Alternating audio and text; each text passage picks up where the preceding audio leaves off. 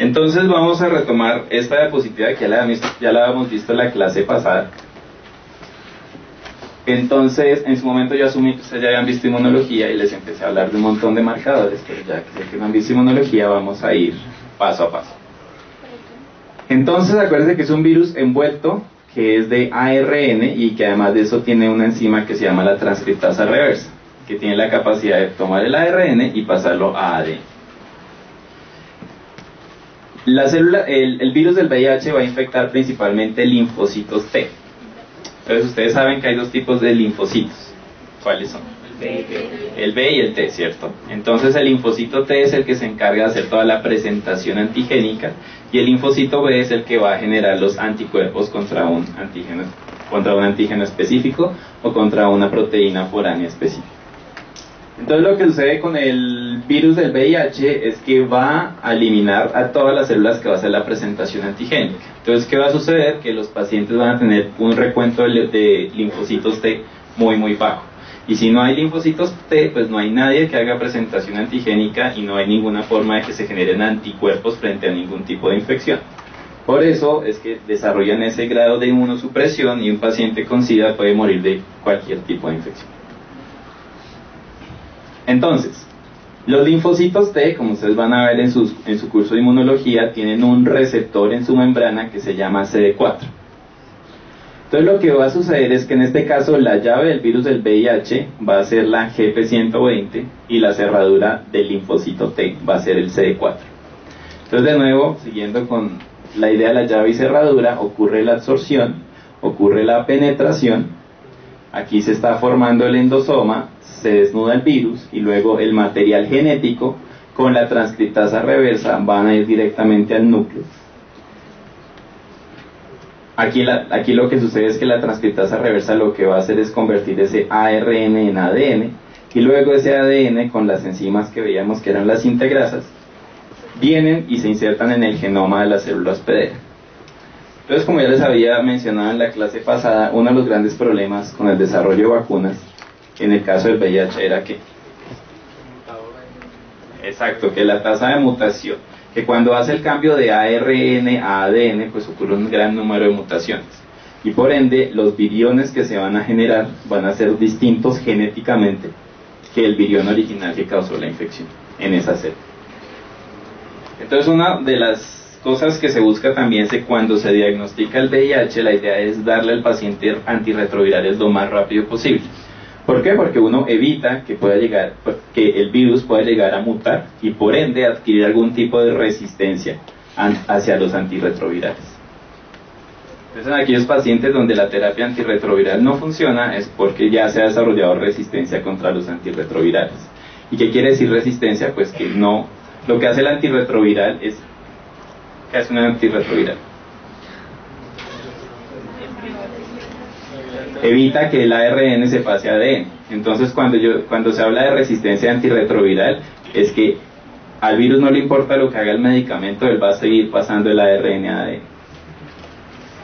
Entonces luego cuando ya está aquí, cuando está insertado en el genoma del huésped el material genético del virus, se transcribe en ARNs mensajeros que luego van a venir aquí en el citoplasma, en los ribosomas, se generan todas las proteínas necesarias para el ensamblaje y pues ensambla un nuevo virión que va a llegar a infectar otro linfocito T. A partir de un virión, a partir de este virus que va a causar aquí la infección en este linfocito T, ¿cuántos viriones se pueden llegar a producir? Se los había hecho la clase pasada. Miles, muchos, pero ¿cuántos? Entonces se estima que por un virión que entra aquí pueden salir 1.000.000 de partículas virales aquí. O sea que tiene la capacidad de infectar 1.000.000 de linfocitos T. Entonces si se dan cuenta, pues eso es lo que sucede. Entonces, ¿cuál era la llave que habías dicho? GP120 es una glicoproteína. Entonces, ustedes han escuchado que, digamos, cuando un paciente se infecta con VIH, solamente puede ser que dure asintomático durante casi toda su vida y 20 años después desarrolla ya la inmunodeficiencia. ¿Por qué creen que sucede eso?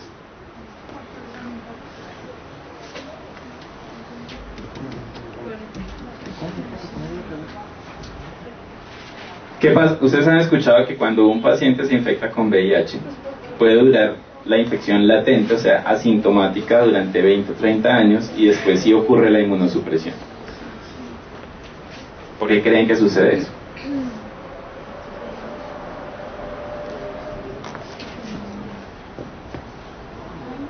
No sé, digan algo, cualquier cosa. Por la cantidad de células T que están infectadas, ¿cierto? Además de eso, lo que sucede a veces es que como es un estado de dormancia, algo similar a lo que ocurría con los episomas en la hepatitis B, puede ser que este fragmento de ADN está insertado en el genoma, pero nunca se va a transcribir. Entonces, este linfocito T está parasitado por el virus, pero aún no se está desarrollando el ensamblaje. Luego, por algún mecanismo que aún no se conoce, empiezan a activarse el ensamblaje de estos viriones y se empiezan a generar un montón de partículas que van a infectar otros linfocitos T. Entonces se cree que cuando un paciente está en latencia es porque el fragmento está aquí, pero pues no se están ensamblando virus. ¿Y qué sucede? El paciente puede, cuando se hace una serología, o sea, diagnóstico de anticuerpos contra VIH, el paciente puede ser negativo, pero está infectado. Entonces la serología no siempre es el mejor método de diagnóstico para VIH.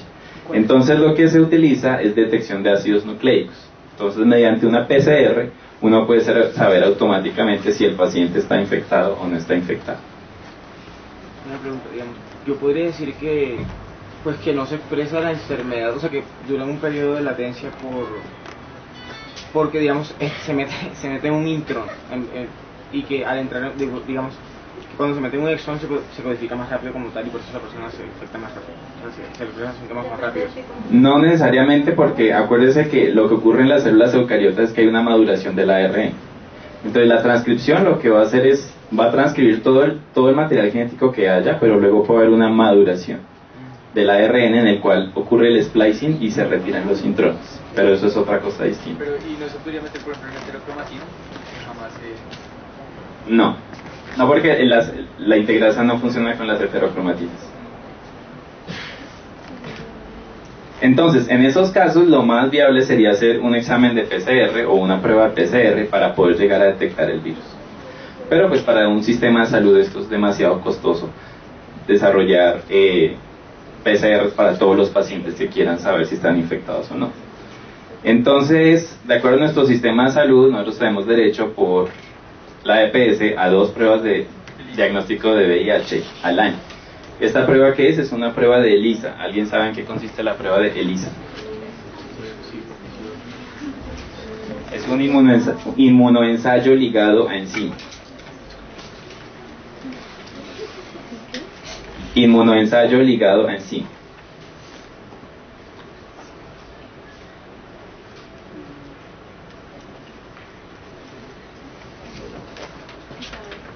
Entonces, ¿en qué consiste la prueba de ELISA? Entonces ustedes colocan en un pozo el antígeno del virus, someten los anticuerpos del paciente a ese antígeno y luego colocan un anticuerpo secundario que si el anticuerpo del paciente se unió a ese antígeno del virus, se va a unir ese anticuerpo secundario y va a producir una señal.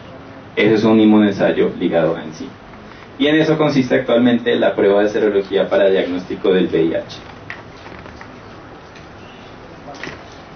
Entonces, la historia natural de la enfermedad tiene estas 3 partes y algo que ustedes deben tener claro en este momento es que el hecho de que un paciente esté infectado en ese momento por VIH no quiere decir que tenga SIDA. ¿Listo? SIDA es la fase final de la enfermedad, que es el síndrome de inmunodeficiencia adquirida. Ustedes deben hablar de infección por VIH y ya cuando el paciente está en su fase terminal o si el conteo de linfocitos T CD4 positivos está más abajo de lo normal, ya se puede hablar de SIDA. Entonces, no siempre toca hablar de SIDA. Entonces, primero ocurre una primoinfección o una fase aguda, que es cuando recién el paciente se ha infectado. Luego viene la fase de latencia por ese material genético que está incorporado en el genoma de los linfocitos T. Y luego sí viene la fase final o SIDA, que lo que quiere decir es que el recuento de linfocitos T es muy bajo y se considera en una inmunosupresión. Entonces una de las grandes cosas es que cuando ocurre la primoinfección, después de que ocurre la infección, toca esperar por ahí 6 o 7 meses a que el paciente desarrolle anticuerpos contra el virus y se pueda realizar la serología. Entonces, cuando hay un paciente que tiene una presunta infección por VIH, no se puede realizar una serología porque es probable que sea negativa, porque sencillamente el paciente no ha desarrollado una respuesta inmunológica y no ha desarrollado anticuerpos frente al virus. Entonces, no se debe hacer así. Pero en la fase aguda el paciente ya es contagioso. Ya es contagioso, sí. Sí, porque tiene una gran cantidad de virus que se están replicando y puede llegar a transmitir la enfermedad. ¿Las personas tienen una fase de latencia distinta o hay como un tiempo ya escrito para todo? No, es distinta, porque eso depende de muchos factores. Primero, del número de virus con el que se infectó, de la exposición al virus también, porque puede ser que haya tenido muchas infecciones. Asimismo va a depender del sistema inmune del paciente. Entonces, si el paciente tiene ciertos nucleótidos, ciertas mutaciones en el HLA, en el complejo mayor de histocompatibilidad que les comentaba anteriormente, puede ser que esa fase de latencia dure 20 años o puede ser que esa fase de latencia dure 1 año. Entonces, en lo que se investiga actualmente es si uno con el genoma del virus puede desarrollar algún biomarcador de latencia. ¿Qué quiere decir un biomarcador de latencia? Tener un marcador o una molécula que le diga al paciente cuántos años puede quedar en latencia.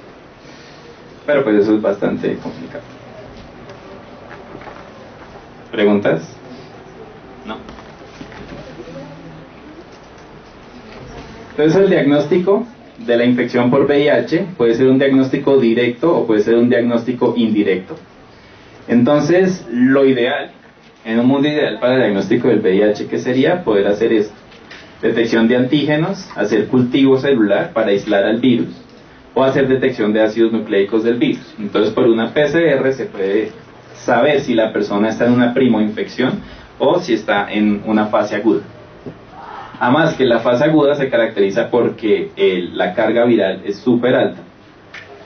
En cambio, en la fase de latencia se caracteriza porque la carga viral no es tan alta como en la fase aguda. Y en un caso indirecto, en los métodos indirectos podemos tener el inmunoensayo ligado enzima, como es la ELISA. Y lo que se espera es que si una ELISA da positiva, se hace una confirmación por algo que se llama el Western blot. ¿Alguien sabe en qué consiste el Western blot? Creo que no. Ya vamos a ver en qué consiste el Western blot.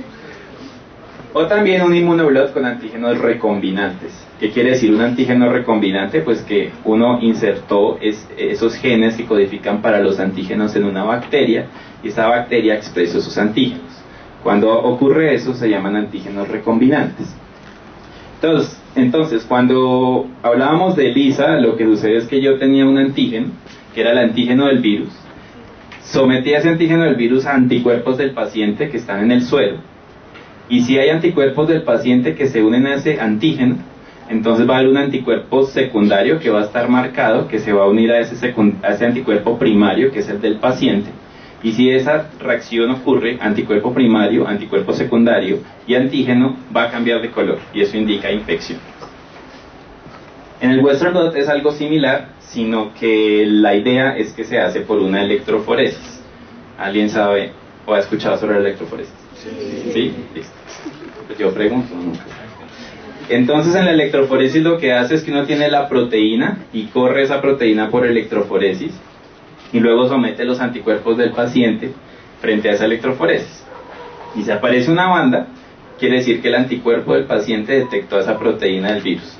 Y eso quiere decir que el paciente es positivo o negativo para la infección. Positivo. Si aparece la banda es que es positivo y si no aparece la banda es que es negativo. Entonces eso es lo que ocurre cuando esto es como el algoritmo que se utiliza para determinar la infección o no. Entonces llega la muestra del paciente y se hace un inmunoensayo ligado encima. Desafortunadamente lo que se hace es que si es negativo, pues se descarta de que haya infección, pero es probable que sí haya infección. Y si es reactivo, se hace una segunda prueba confirmatoria, que puede ser un Western blot o puede ser un immunoblot. Y en este caso, pues si es positivo, pues ya se confirma que el paciente es positivo para infección por VIH. Si es negativo, se cree que hubo algún error en este ensayo, porque el problema con el ensayo de ELISA es que es muy sensible, pero poco específico. ¿Alguien sabe a qué me refiero con sensibilidad? La sensibilidad es la capacidad de una técnica diagnóstica para poder detectar la enfermedad con un 100% de veracidad. ¿Listo? Entonces, ¿qué quiere decir eso? Que la técnica, pues en este caso es sensible, pero no es específica. ¿Qué quiere decir? Que no es específica, que puede estar detectando anticuerpos que no son del VIH, sino de otro tipo de infección. Entonces, ese es el problema con la ELISA, que es altamente sensible, pero no es tan específica. O sea que puede darse un falso positivo. Exactamente, se pueden dar falsos positivos. Por eso es que se hace esta segunda prueba, que es confirmatoria, que es 100% sensible y 100% específica. Pero ustedes se dan cuenta, esto es asumiendo que el paciente está desarrollando una respuesta inmune contra el virus. Lo que puede suceder es que hay muchos pacientes que se ha observado que son serología negativa, pero son PCRs positivos. O sea, son pacientes que tienen la infección por VIH, pero en ningún momento han desarrollado una respuesta inmune contra el virus.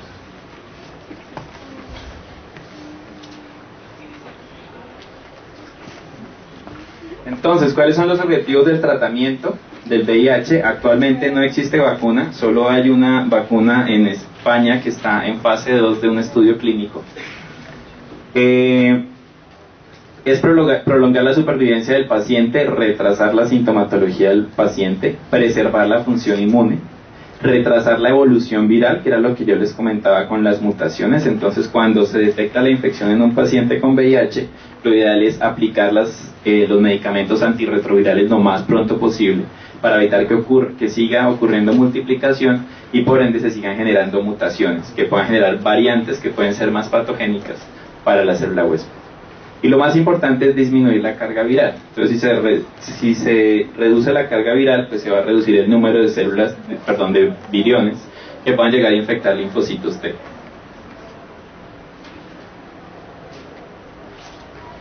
¿Preguntas? Entonces, afortunadamente con el surgimiento de los antirretrovirales, pues uno ha visto que la mortalidad de pacientes que están infectados por VIH ha disminuido. Debido a que pues si uno disminuye la carga viral puede hacer que el paciente lleve una vida normal. Y con respecto al VIH, ¿qué mecanismos de prevención podemos tener? Bueno, ¿cómo se transmite el VIH? Creo que eso no debería preguntarlo, pero igual lo pregunto. Contacto con fluidos corporales, ¿cierto? Entonces el principal mecanismo de transmisión es por relaciones sexuales. También puede ocurrir por transfusiones. También las personas que trabajan, como ustedes, que van a trabajar en hospitales o van a manipular o van a estar en contacto con pacientes, también es un riesgo ocupacional. ¿Por qué? Porque ustedes pueden estar tratando a un paciente con VIH, que puede ser que ustedes no sepan, y algún contacto con los fluidos de este paciente pueden desarrollar infección. Entonces eso deben tener siempre en cuenta la bioseguridad, ante todo cuando estén en contacto con sus pacientes. ¿Qué otro mecanismo de transmisión de VIH podemos tener? Transfusiones de sangre, ¿cierto? Listo. Entonces, lo que vamos a ver a continuación son los herpes virus. Creo que ya es el último que vamos a ver. También el retro. Entonces, no. Solamente el único que vimos que era retrovirus era el VIH. Entonces los herpesvirus, en sus características, son uno de los virus más grandes que se conocen. Entonces si ustedes miran la microscopía electrónica, a comparación de las otras que hemos visto, pues son mucho más grandes. Son virus grandes envueltos de cápside icosaédrica, de ADN bicatenario, y la replicación y ensamblaje va a ocurrir en el núcleo. ¿Y se acuerdan por qué es que ocurre en el núcleo? Porque son de ADN, muy bien. Entonces los herpesvirus humanos son los más estudiados, podríamos decirlo. Entonces se conocen más de 100 especies de virus herpes. 8 afectan solo humanos. Y aquí tenemos que pertenecen a la familia Herpesviridae. Y existen 3 subfamilias. Existe la subfamilia Alpha Herpesvirinae, la Beta Herpesvirinae y la Gamma Herpesvirinae, de los cuales pueden infectar a los humanos.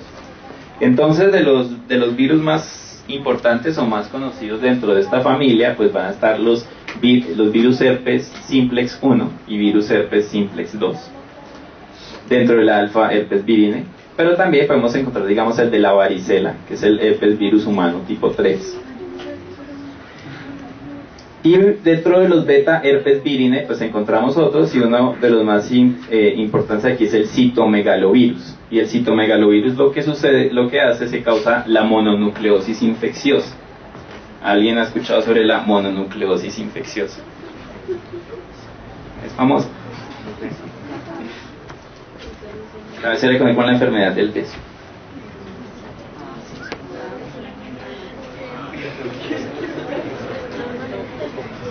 Bueno, la mononucleosis infecciosa causada por los citomegalovirus, lo que sucede es que este virus va a llegar a cambiar la morfología de los linfocitos T, y eso va a causar una gran cantidad de síntomas, principalmente dolor de garganta, debilidad muscular, faringitis, y se le conoce como la enfermedad del beso. Entonces, ¿por qué se le conoce la enfermedad del beso? Porque es transmitida por los besos.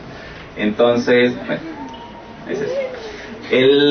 La gamma herpesvirinae, entonces, el virus herpes humano 4 de la familia gamma herpesvirinae puede causar lo que se conoce como el Epstein-Barr. ¿Alguien sabe qué es el Epstein-Barr?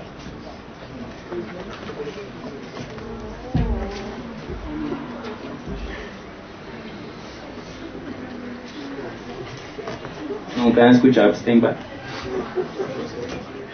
¿Ustedes qué leen? Bueno, Epstein-Barr es un virus muy conocido, entre comillas, porque puede llegar a generar también la mononucleosis infecciosa. Listo. Pero en este caso no va a haber la deformación de los linfocitos T, sino van a empezar a ocurrir manchas a nivel celular. ¿Qué quiere decir manchas a nivel celular? Pues va a haber degradación de cierto material genético dentro de la célula. Listo. Pero como les decía, los más famosos van a ser el herpes simplex 1 y el herpes simplex 2, que son los que vamos a ver a continuación. Y vamos a ver por qué una persona que tuvo herpes simplex 1, por ejemplo, y recibió tratamiento, porque en un par de años puede llegar a desarrollar de nuevo este tipo de infección.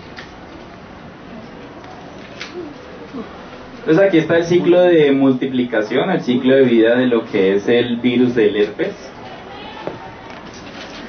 Entonces, como les decía, es un virus de ADN, aquí está la envoltura. Entonces lo que sucede es que en este caso es la absorción, la penetración, pero miren que aquí no hay desnudamiento todavía. La cápside icosaédrica viene hasta el núcleo, y aquí en el núcleo pues se va a desnudar el virus. Y aquí se va a formar algo muy similar a los episomas que veíamos en ¿dónde? En hepatitis, muy bien.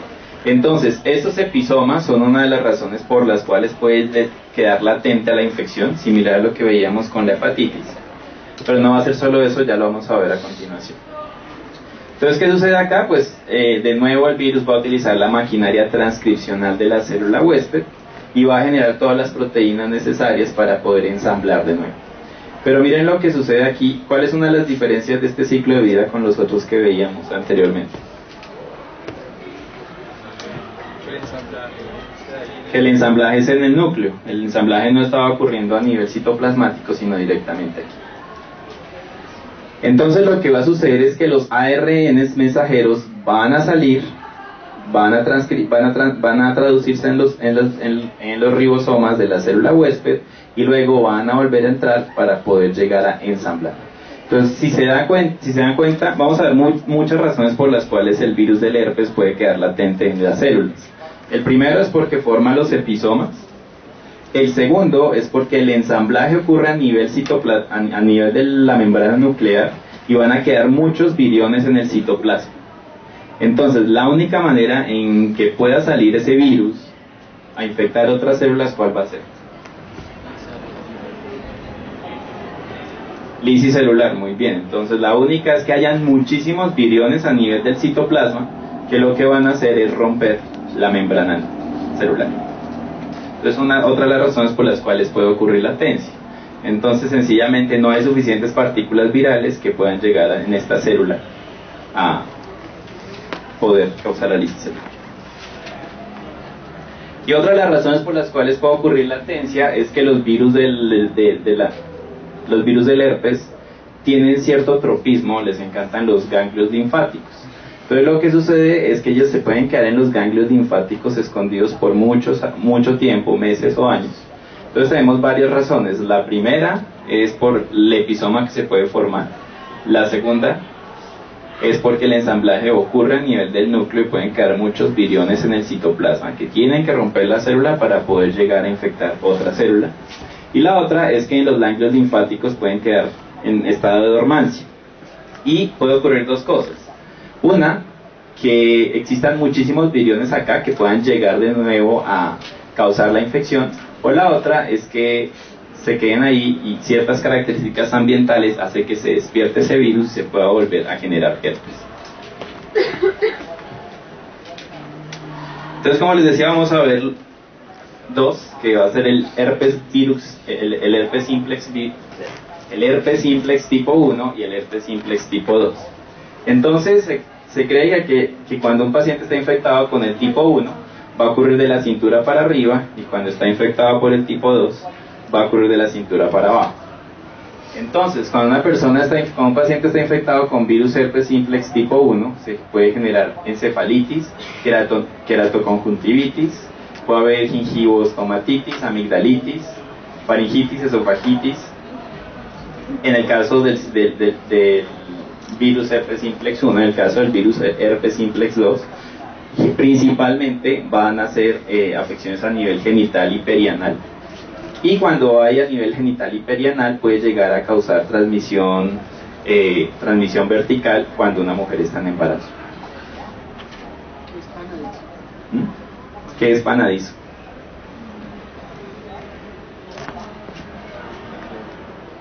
¿Qué es panadizo? ¿Alguien sabe? Nadie sabe. Panadizo son ciertas úlceras que pueden ocurrir en la parte interna de las piernas, se cree que son lesiones satélites de las afecciones genitales.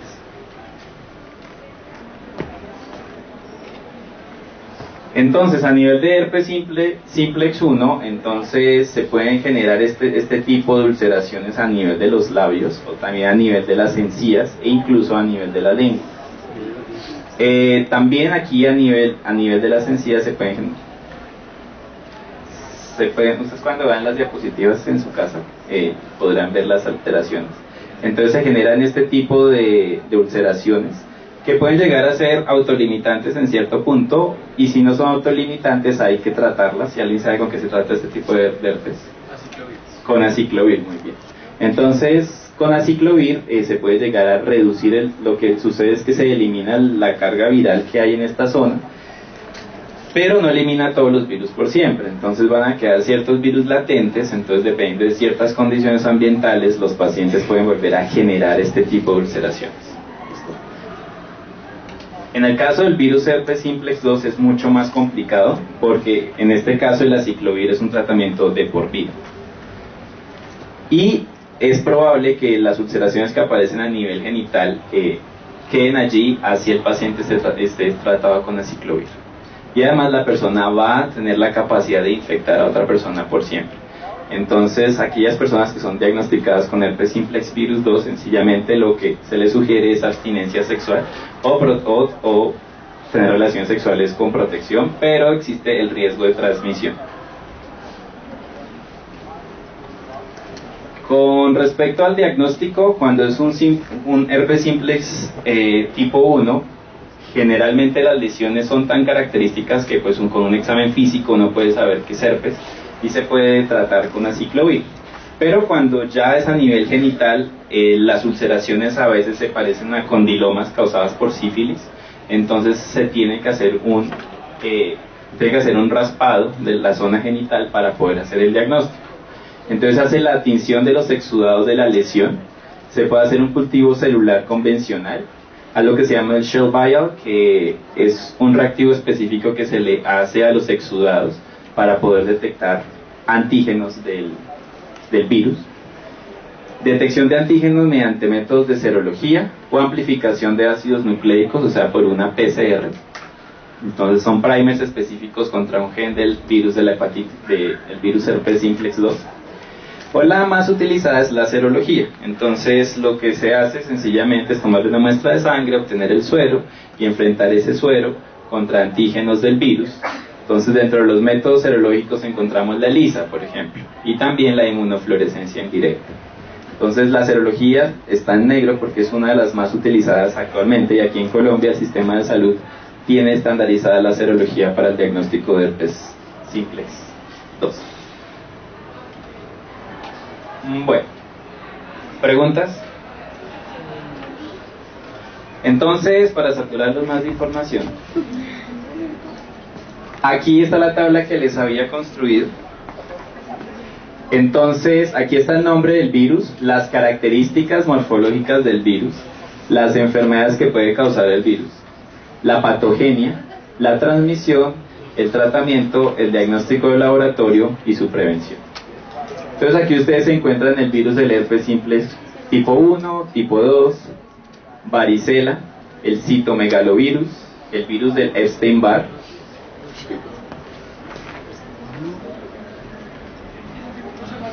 eso se los voy a enviar a ustedes, no tienen que tomarle fotos, tranquilos. Ya. Aquí está el adenovirus, y el adenovirus ¿qué podía causar? Sin leer ahí, por favor.